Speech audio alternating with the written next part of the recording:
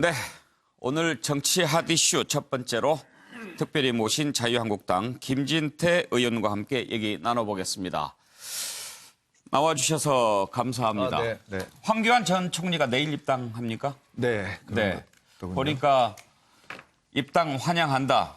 한번 제대로 붙어보자. 표현은 선수끼리 제대로 한번 경쟁해보자. 이렇게 하셨던데. 네. 그러면은 출마를 하시겠다는 얘기죠? 뭐 그렇게 되는 셈이죠. 예. 거기다 쓸 때 말 통하는 그 말을 처음에 썼다가 예. 말이 좀 통하거든요. 예. 황교안 총리님. 또 그렇게 쓰면 또 다른 후보들이 또 자기들 깐다고 뭐라 할 것 같아서 예. 그거 빼고 그냥 그렇게 한 겁니다. 출마 선언은 언제 하실 겁니까? 네, 이제 뭐 사실상 좀 뜻은 굽힌 상태고요. 예. 요거를 언제 어떤 방식으로 할지만 조금 지금 고심 중에 있습니다. 예. 나오셨으니까 제가 한두 가지 질문 좀 드리고 네. 우리 이제 패널들 질문을 네. 하도록 할 텐데요. 본인이 극우다 하는 이런 평가들이 많이 있지 않습니까? 거기에 동의하십니까? 절대 안 하죠. 예. 왜 그런데 사람들은 김진태 의원을 극우라고 얘기를 할까요? 그 극우라는 게 뭐예요? 예. 무슨 제가 뭐 비행기 납치를 한 것도 아니고 옛날에 공안검사 출신인데 누구 뭐 고문하고 사건 조작한 것도 아니고 그냥 똑같은 얘기를 계속 하는데 예. 왜 그런 소리가 뭐 가끔이라도 나오냐? 예.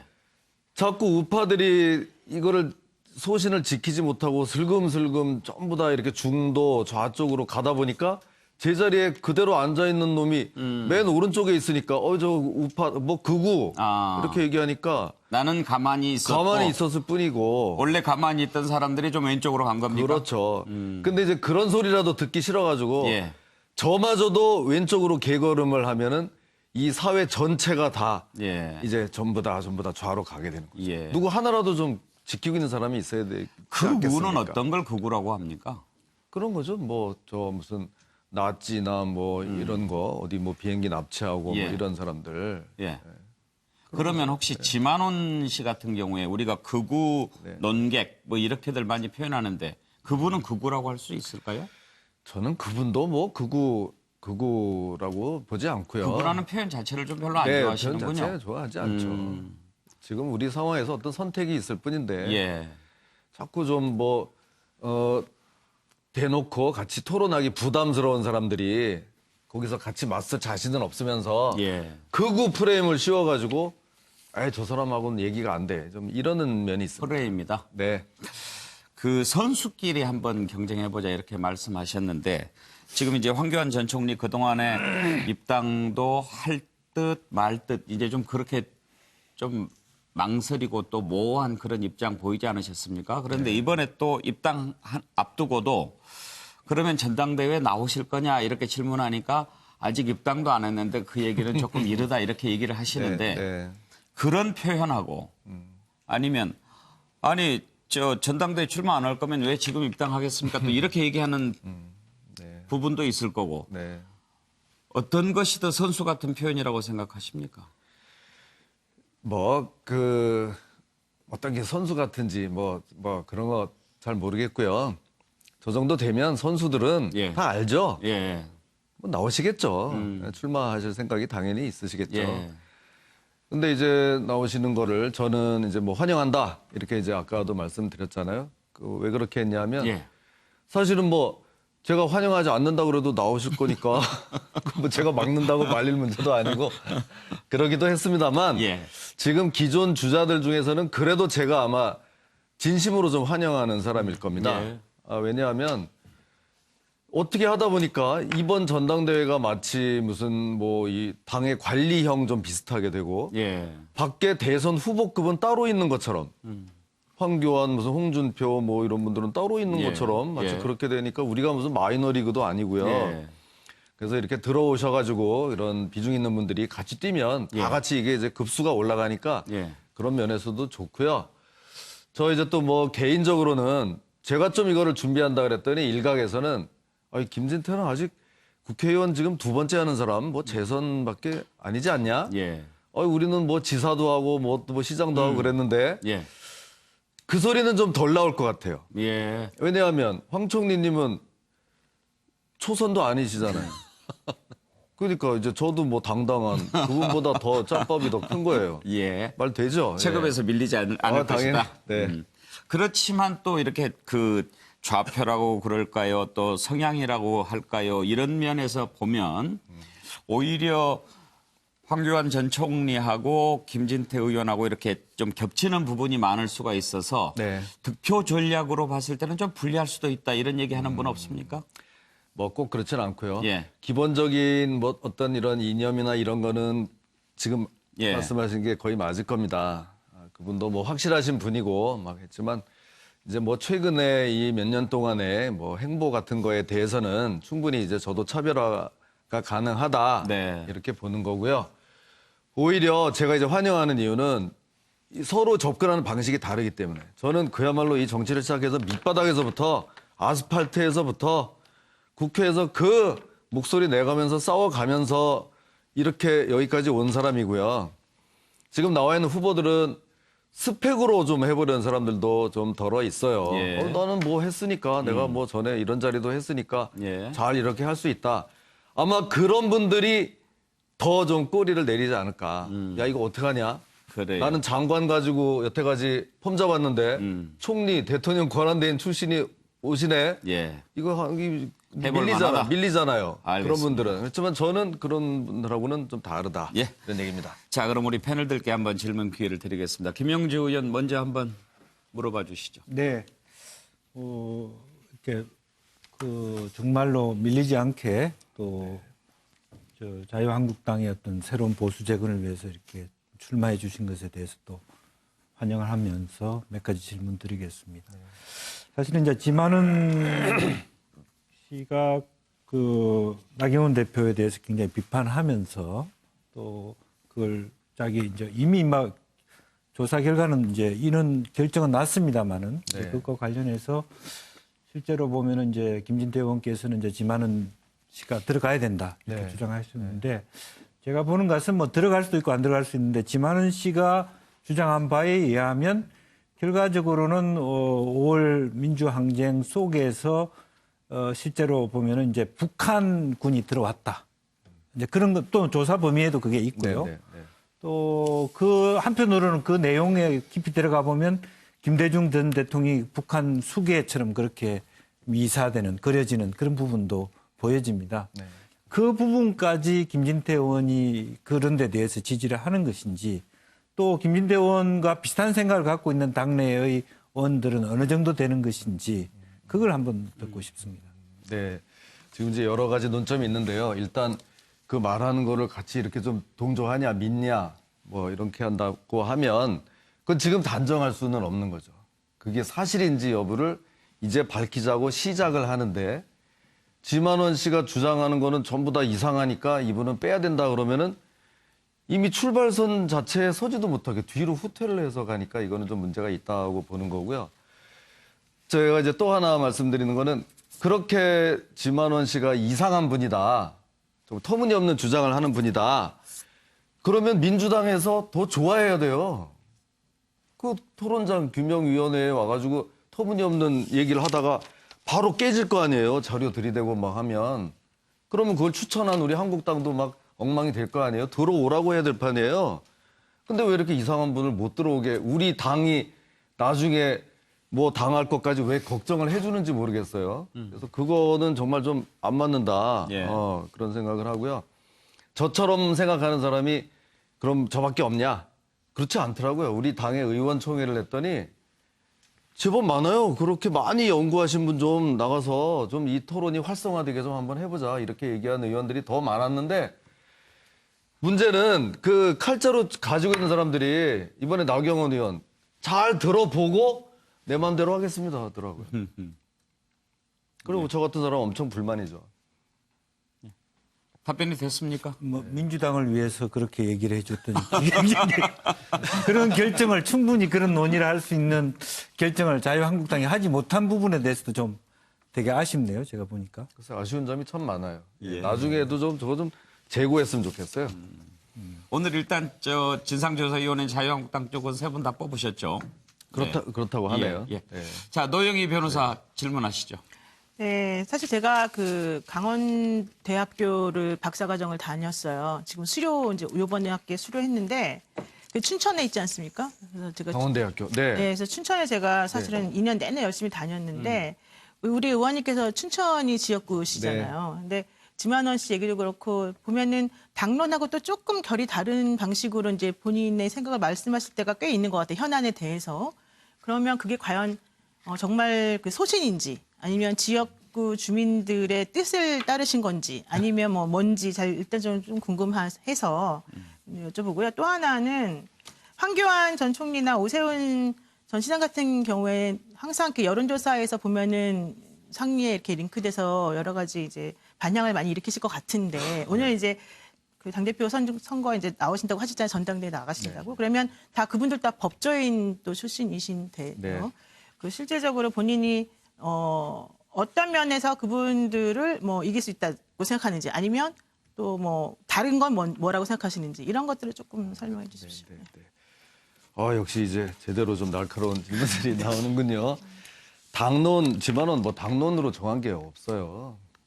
그야말로 너무 어렵게 생각하더라고요, 우리 당에서. 그냥 그 진상조사위원을 한 분 추천하는데 이런 분이 제일 연구 많이 하신 분이니까 추천하고 우리는 그냥 빠지면 되는데 이분이 뭐 어떻게 할 거를 다 미리 걱정해가지고 막 이러는데 이분을 빼고 그냥 이 진상조사위가 가동돼가지고 하면 이게 나중에도 완전히 해소가 안 될 것 같아요. 그래서 북한군 개입 안 한 거로 결정되면 거봐 지만원 씨 안 들어가니까 이렇게 됐잖아. 이런 게 나오기 때문에 들어가서 그런 결론이 나온다 하더라도 그래야 국민적 의혹이 정말 해소가 된다. 저는 이렇게 봐서 아쉬움이 많았습니다.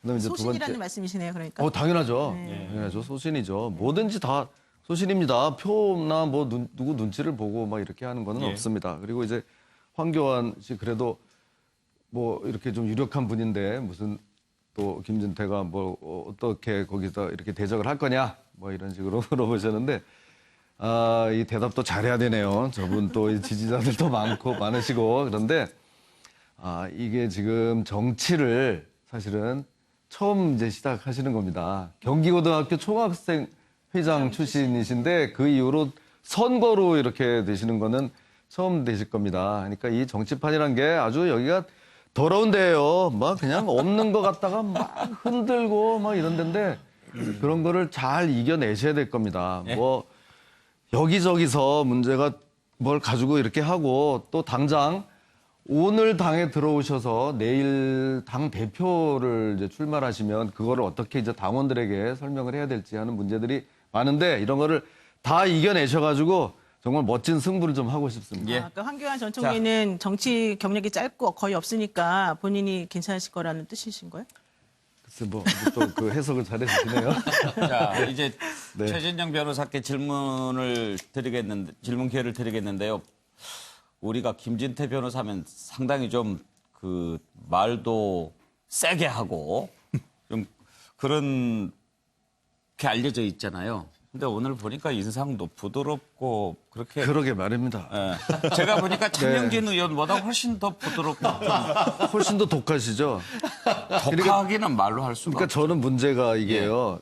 이렇게 저를 직접 안 보신 분들은 이 MBN 같은 데서 막 하도 막 강성 과격이라고 해가지고 제가 머리에 뿔 난 줄 알고요. 글쎄요. 또 저를 직접 만난 사람들은 근데 왜 그렇게 비친다고 생각하세요? 그리고 좀 잘 좀 해주셔야죠. 잘 좀 공정하게.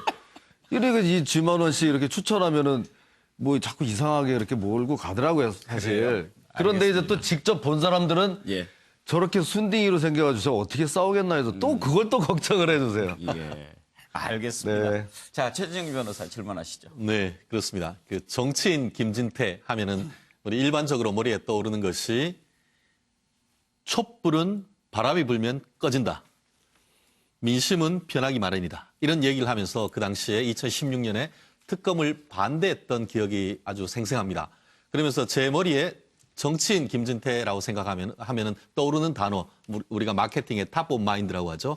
그거 보면은 춘천, 검사, 태극기, 박근혜 이런 것들이 이렇게 머리에 쭉 떠오릅니다. 그렇다고 한다고 하면은 궁극적으로 정치인 김진태가 내가 왜 정치를 하며 정치를 하는 궁극적 목표가 뭔지 한번 말씀해 주십시오. 예.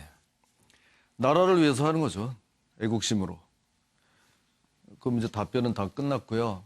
그래도 뭐 남는 시간 가지고 조금만 더 그 말씀을 드리면요. 95% 탄핵, 박근혜 대통령 탄핵, 춘천 지역구에서 2년 전에 제 지지도가 5%였습니다. 똑같이 간 거죠. 그 탄핵 예. 대통령하고 똑같이. 어디 가서 뭐 제대로 얘기도 못하고 이러고 정말 힘든 세월을 보냈죠. 근데 지금 2년 지나니까 그냥 어디 가서 뭐 얘기해도 누가 뭐라고 그러는 사람은 없어요. 그만큼 이게 바뀌는데 뭐 때로는 좀 욕 먹어가면서 소신 지킨 것도 큰 보람으로 생각하고 있습니다. 그때보다 이제 지지율이 좀 더 올라가는 걸 느낀다 이런 말씀이시죠? 네, 조사는 그러면 안 그게 해봤지만은요. 그 일에 대한 국민의 평가가 달라졌기 때문이라고 생각하십니까? 아니면 김진태 보니까 소신 있게 한번 정한 것 바꾸지 않더라. 이 평가인 것 같습니까? 둘 다죠. 둘 다? 둘 다죠. 예. 김광덕 본부장 질문하시죠. 예, 저는 짧게 나누어서 네. 대답도 아주 짧게 해주시죠. 네. 그래서 한 두어 가지만 질문하겠습니다. 네. 그래서 전혀 예상하지 않았던 질문인데 쉬운 겁니다. 한국에서 보수와 진보 그리고 좌파, 우파 뭐 이런 뭐 논쟁이 있는데 한국에서 보수는 무엇이고 어떤 걸 지향해야 한다고 생각하십니까 일단? 와, 정말 어려운 건데요. 지금 아니면은 아닌 거를 확실하게 말할 수 있어야 된다. 저는 이렇게 생각합니다. 예를 들어 김정은이 이렇게 뭐 여기 우리 온다 그러면은 여기가 어딘데로 오냐? 어? 뭐 어떻게 하려고 그러냐? 김정은하고 같이 해가지고 평화 통일이 되겠냐? 이런 거를 자신 있게 말을 할 수 있어야 저는 보수라고 생각해요. 근데 그 보수들이 대체로 자기 의견을 강하게 이야기 안 하지 않나요? 우리나라에?